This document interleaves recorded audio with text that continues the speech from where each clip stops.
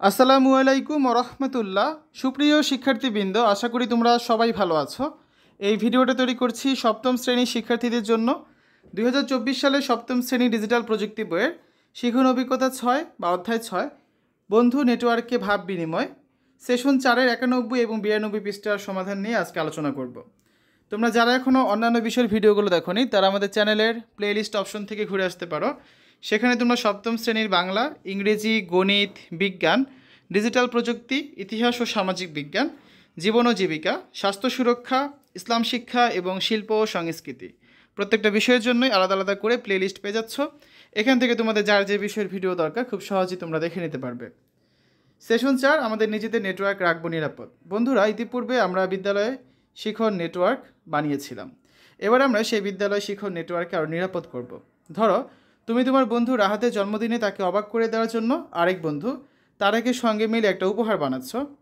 তুমি চাও পরিকল্পনাটি শুধু তোমার এবং তারেকের মধ্যেই যেন থাকে, কোনোভাবেই যেন রাহাত বুঝতে না পারে। এখন তুমি কিভাবে তোমাদের এই বিষয়টি গোপন রাখবে এবং কাজটি করবে?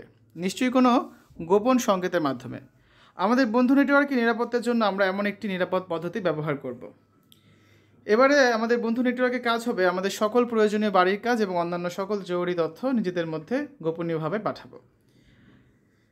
আচ্ছা, আমরা আগে জেনে নিই কীভাবে নেটওয়ার্কের মাধ্যমে তথ্য নিরাপদভাবে পাঠানো যায়। প্রত্যেক নেটওয়ার্কে রয়েছে কিছু গোপন সংকেত। এই সংকেতকে যদি আরেকটি যন্ত্র না জানে তাহলে সেই নেটওয়ার্কে প্রবেশ করতে পারবে না। আর নির্দিষ্ট যন্ত্র যদি সেই গোপন সংকেতটি জানে তাহলে সেই নেটওয়ার্কে প্রবেশ করতে পারবে। তাই তথ্য গোপন করে পাঠানো খুবই গুরুত্বপূর্ণ। সাধারণত সরকারি বেসরকারি গুরুত্বপূর্ণ কাজে ব্যবহৃত নেটওয়ার্কগুলো অনেক বেশি নিরাপত্তাযুক্ত করা হয়, যাতে অন্য কেউ গোপনীয় তথ্য পেয়ে না যায় এবং ক্ষতি না করতে পারে। ঠিক আছে, তো আমরা এখন একটা খেলা খেলবো। গোপনীয়তা রক্ষায় আমরা নিচে খেলাটি খেলবো। এটি অনেকটা ফুল টোকা খেলার মতো, যেখানে আমরা আমাদের বন্ধুদের কোনো একটি গোপন নাম দিয়ে ডাকি, তারপর চোখ বন্ধ করে রাখা একটি বন্ধুর কপালে টোক্কা দিতে বলি। তারপর চোখ বাঁধা বন্ধুটির কাজ হচ্ছে সেই ছদ্মনামে ডাকা বন্ধুকে খুঁজে বের করা। প্রথমে আমরা 6টি দলে বিভক্ত হই। আমরা 4টি দল 2টি করে গোপন তথ্য পাঠাবো অন্য দলের কাছে, আর বাকি 2টি দল হবে হ্যাকার। ওই 2 দল তথ্য চুরি করে জানতে চাইবে কীভাবে গোপনীয় বার্তা পাঠাতে হয়। তার জন্য দরকার আমাদের এনকোড, অর্থাৎ তথ্যকে গোপন করা, এবং ডিকোড, অর্থাৎ গোপন তথ্যকে উদ্ধার করা। সেটি আমরা করব বিভিন্ন বর্ণকে একটি জায়গায় আরেকটি প্রতিস্থাপন করে। এখন পরের পৃষ্ঠার ছকটি ভালো করে দেখো, তাহলে বুঝতে পারবে। এখানে লক্ষ্য করো 92 পৃষ্ঠায় যে ছকটা রয়েছে, আমরা প্রকৃত অক্ষর ছিল ক, একে আমরা প্রতিস্থাপিত করেছি ট দ্বারা, খকে প্রতিস্থাপন করেছি ঠ দ্বারা, গকে ড, ঘ ঢ, আর উমকে প্রতিস্থাপন করেছি মূর্ধন্য দ্বারা। এভাবে করে তোমাদের আর কিছু করতে হবে। এখানে কিছু কাজ করে দেওয়া আছে, দেখো। প্রকৃত শব্দগুলো বা প্রকৃত অক্ষরগুলো হচ্ছে চ, একে আমরা প্রতিস্থাপন করেছি ত দ্বারা, ছকে করেছি থ দ্বারা, জকে করেছি দ দ্বারা, ঝকে করেছি ধ দ্বারা, ইউকে করেছি দন্তন্য দ্বারা। ঠিক আছে, এভাবে করে আমরা শব্দ প্রতিস্থাপন করলাম। তো এরূপ প্রতিস্থাপন করে তোমরা কোড করলে এখানে দেখো কাকা এই শব্দটি তখন হয়ে যাবে কি টাটা, কারণ কয়ের বদলে আমরা ট লিখেছি, যা অন্য দলের জন্য বোঝা অনেক কঠিন হবে। এভাবেই মূলত বিভিন্ন নেটওয়ার্কের সাহায্যে তথ্য গোপন করে পাঠানো হয়।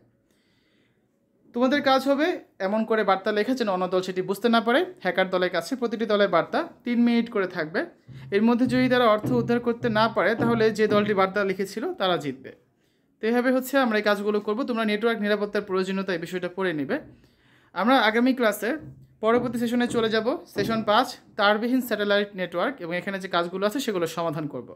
শিক্ষার্থীরা, এতক্ষণ তোমরা দেখলে সপ্তম শ্রেণী ডিজিটাল প্রযুক্তি 91 পৃষ্ঠা এবং 92 পৃষ্ঠার সমাধান। আশা করি তোমাদের কাছে ভিডিওটা ভালো লেগেছে। পরবর্তী পর্বগুলো দেখার আমন্ত্রণ জানিয়ে আজ এখানে বিদায় নিচ্ছি। আল্লাহ হাফেজ।